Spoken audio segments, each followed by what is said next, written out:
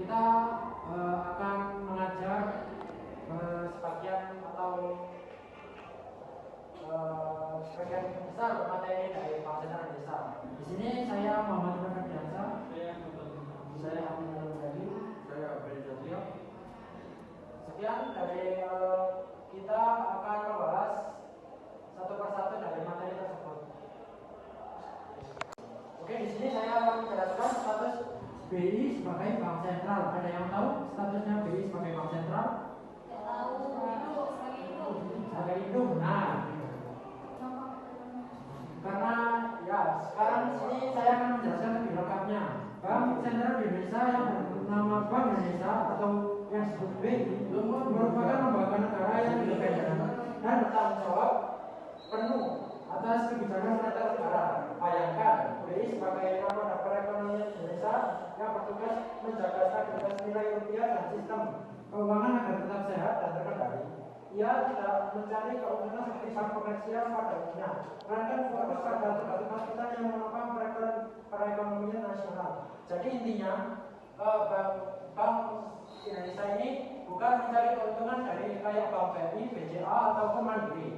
Kalau bank BCA, Mandiri atau BRI itu kan kita dapat uang dari uang kayak bunga, terus ada uang dari admin. Nah, BI ini beda karena BI ini bertugas untuk menjaga nilai rupiah.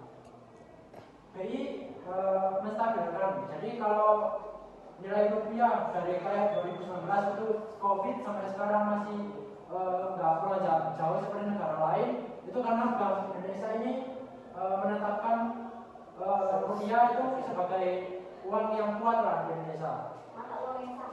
Ya, nah.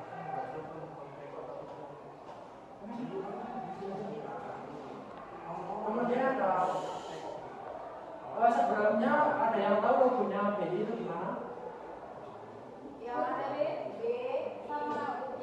Ya, nah untuk lebih jelasnya bisa balik. Nah, ini logo jelasnya ada tertera di atas. Logonya seperti BI, tapi mungkin teman-teman maunya IB juga bisa aja. Karena tapi ini BI, kalau logonya filosofinya kurang tahu saya. Terus kemudian ada perkembangan status bank sentral. Peran bank sentral berubah seiring perkembangan ekonomi, politik, dan tuntutan masyarakat. Sebagai contoh, bank komersial diberi mandat oleh pemerintah yang berarti mereka adalah bankir pemerintah, kemudian berubah menjadi bank sentral. Selain itu ada bank sentral yang diberi mandat oleh pemerintah, seperti yang terlihat di Skandinavia dan Belanda. Beberapa bank sentral lain didirikan untuk tujuan khusus, seperti membiayai perang, Bank of England, atau menstabilkan ekonomi setelah perang. Jadi bank sentral ini tidak hanya menjaga status nilai mata uang di suatu negara, tapi juga bisa membiayai suatu perang. Misalnya kayak sekarang ada konflik Iran sama Israel. Nah, sebagai bank Israel atau Iran, mereka membiayai setiap negaranya untuk berperang. Kemudian kayak di sini sudah diterangkan ada dulu pas zamannya perang dunia kedua kan Inggris lagi gencar-gencarnya melawan Jerman. Nah, di sini kita membawa contoh seperti membiayai perang Bank of England. Bank of England ini dulu hanya sekedar bank yang menyimpan uang dan menstabilkan nilai mata uang di negara Inggris, tapi juga sebagai pusat di perang dunia kedua untuk bank induk di seluruh dunia. Selanjutnya sebagai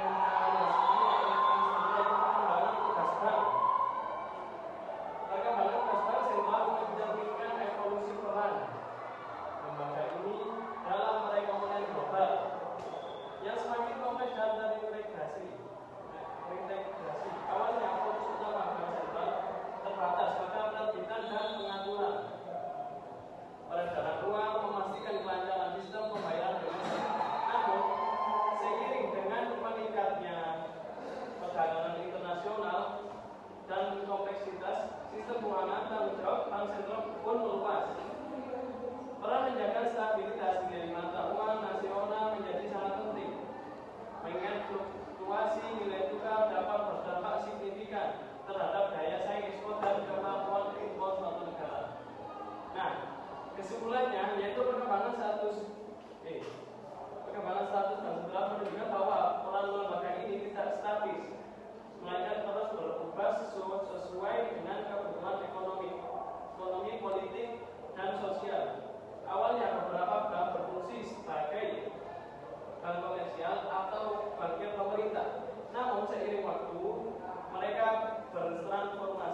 menjadi bank sentral dengan tanggung jawab yang lebih besar. Beberapa didirikan untuk tujuan khusus seperti mendanai perang atau memulihkan ekonomi pasca perang.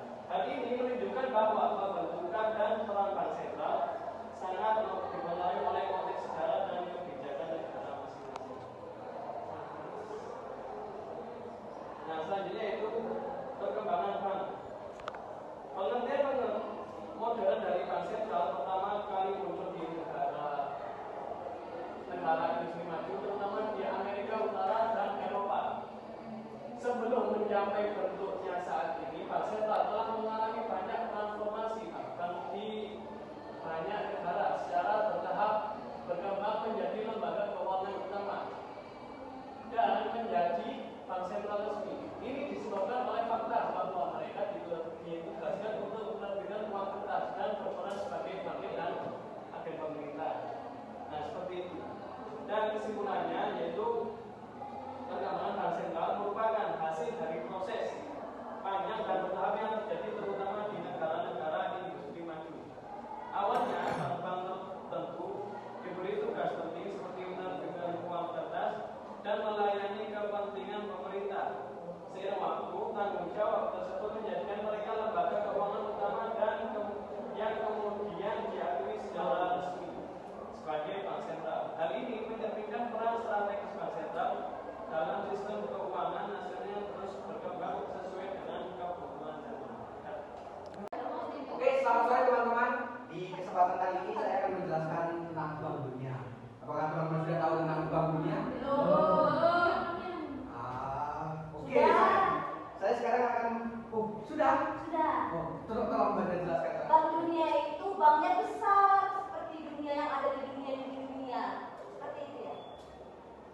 Sangat-sangat tidak tepat. Baik, Apa itu Pak? saya akan menjelaskan tentang Bank Dunia.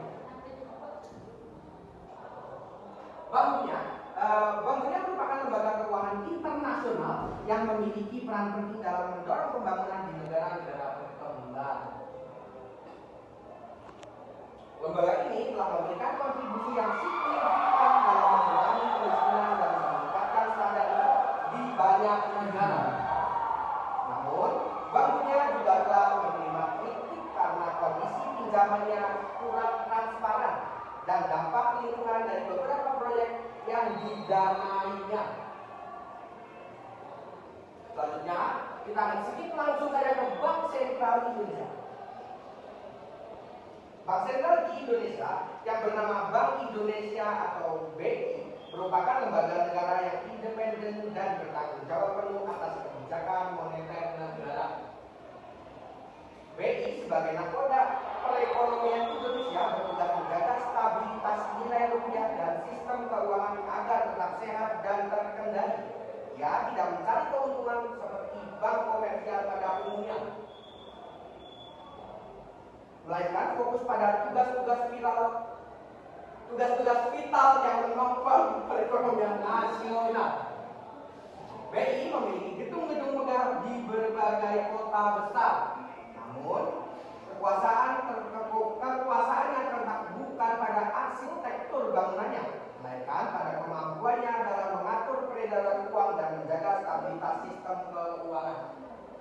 Keputusan-keputusan BI yang seringkali berupa penetapan suku bunga acuan sangat berpengaruh terhadap kondisi ekonomi makro seperti inflasi, nilai tukar, dan pertumbuhan ekonomi.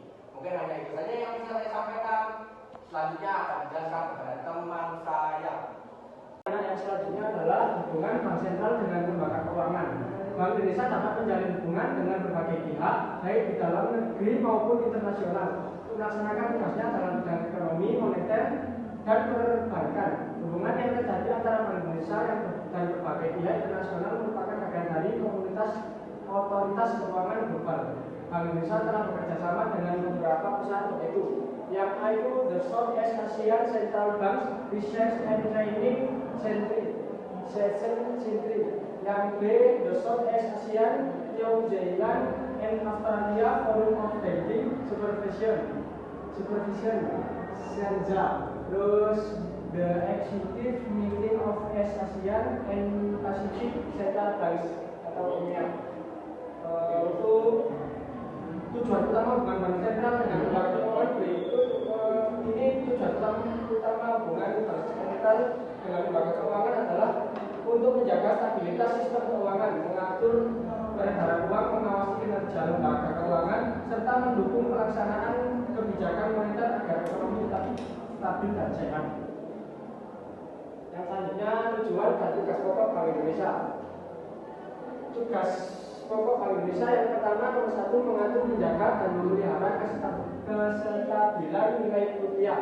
Yang kedua itu mendorong kelancaran produksi dan pembangunan serta memperluas kesempatan kerja guna peningkatan taraf hidup masyarakat.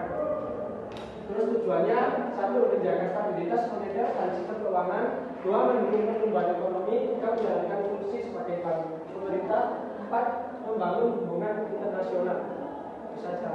Di sini setelah kita bahas tadi tentang Bank Sentral Indonesia, mungkin teman-teman untuk merefresh sedikit dari materi kita akan memberikan kuis yang berhadiah dari juara 1 sampai 3. Jadi nanti peraturannya kalau kalian selesai duluan bisa maju juara 1 dan seterusnya sampai juara 3. Untuk link kuisnya bisa di-share.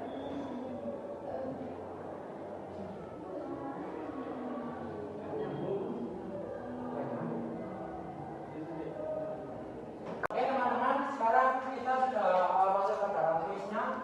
Untuk link kuisnya sudah bisa dibuka di grup. Bisa. Ada yang nggak bisa buka? Bisa. Aku bisa. Coba aku. Bisa. Apa? Oh belum. Bisa. Sekarang belum dimulai sama saya.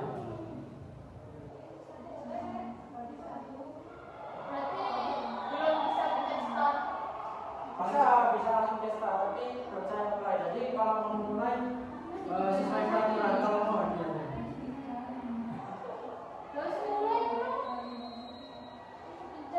Bisa. Pencet start kita ada 3 kali kak. Ayo sekarang. Di zona. Ayo riset yang sudah punya start. Belum. Yang sudah punya start riset. Yang nggak riset tadi nggak dapat hadiah. Yuk, kucuk.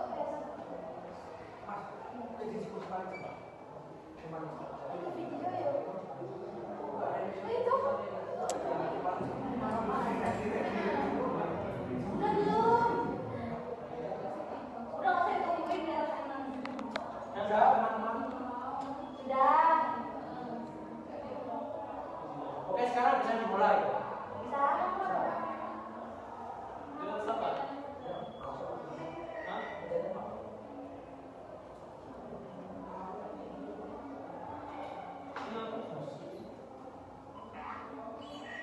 Udah mulai dong. Bisa.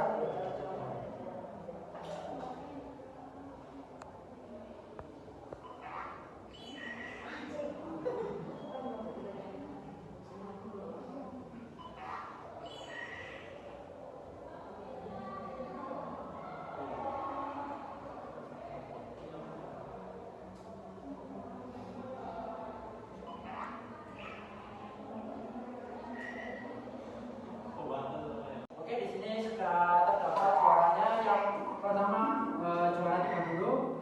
Silakan Mbak Julita. Silakan. Terus yang kedua ada Mbak Julita. Silakan Julita. Yang pertama ada Mbak Erin. Silakan Mbak. Terima kasih.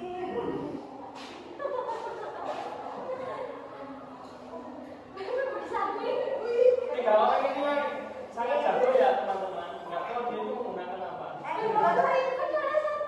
Oke, yang pertama juara 3 mendapatkan uang 5.000. Yang kedua 20.000.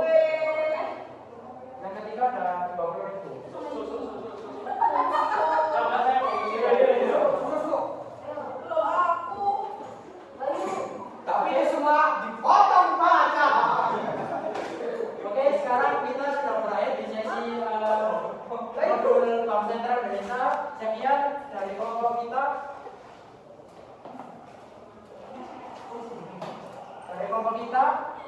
Kita kalau ada salah kata ataupun kesalahan informasi mohon maaf. Sekian, wassalamualaikum warahmatullahi wabarakatuh. Waalaikumsalam.